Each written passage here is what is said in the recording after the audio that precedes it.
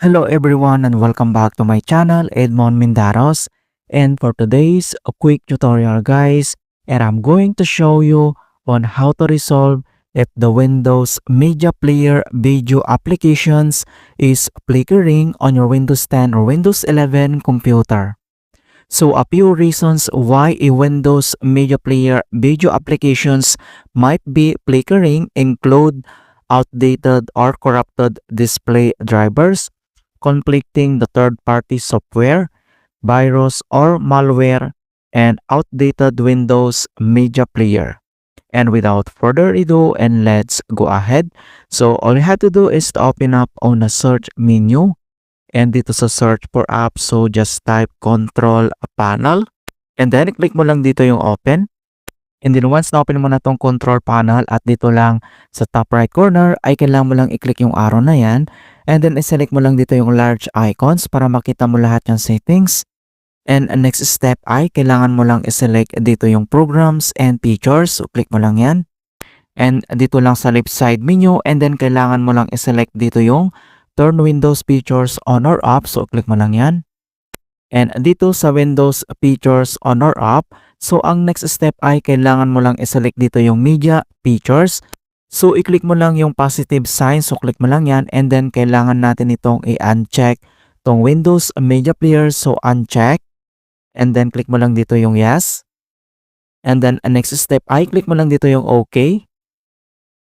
And wait natin na ma-complete yung searching for required files. So, Windows completed the requested changes. So, kailangan natin itong mag-restart. So, close lang natin yan. And then, dito lang sa start menu and kailangan mo lang mag-restart. Alright? So, after ka makapag-restart and then go back again dito. So, dito lang sa search menu, click mo lang yan and then type mo lang dito yung Windows features on or off and then click mo lang dito yung open. And then once na-open mo na ulit itong Windows features, and then next step ay locate mo lang dito yung media features. So i-click mo lang yung positive sign and then check mo ulit dito yung Windows Media Player. So check mo lang yung box and then i-click mo lang dito yung OK. And wait natin na ma-complete yung searching for record files process. And then makikita mo na dito na Windows completed the requested changes and hope na na-resolve yung problem. But if the error still persists, so ang next solution na pwede natin gawin is to update the display adapters drivers. Kung paano ba yun natin gawin, all you have to do is to right click on a start menu and then select mo lang dito yung device manager. So once na-open mo na itong device manager, ang next step ay kailangan mo lang i-select dito yung display adapter. So i-click mo lang yung arrow na yan para mag-expand. And then makikita mo dito yung ating graphics drivers. So kailangan natin itong i-update. Kung paano ba yun i-update, so select and right click. And then itap mo lang itong update driver. And then may dalawang option na pwede natin gawin, like search automatically for drivers or browse my computer. And then i-select lang natin itong search automatically for drivers. So tap mo lang yan and wait natin. So the best drivers for your device are already installed.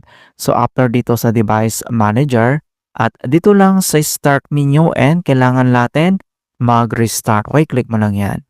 Alright, so ganoon lang po kasimple on how to fix Windows Media Player video flickering in Windows 10 or Windows 11. And please don't forget to like this video and subscribe to my channel for more quality content. Thank you guys and see you in my next tutorial.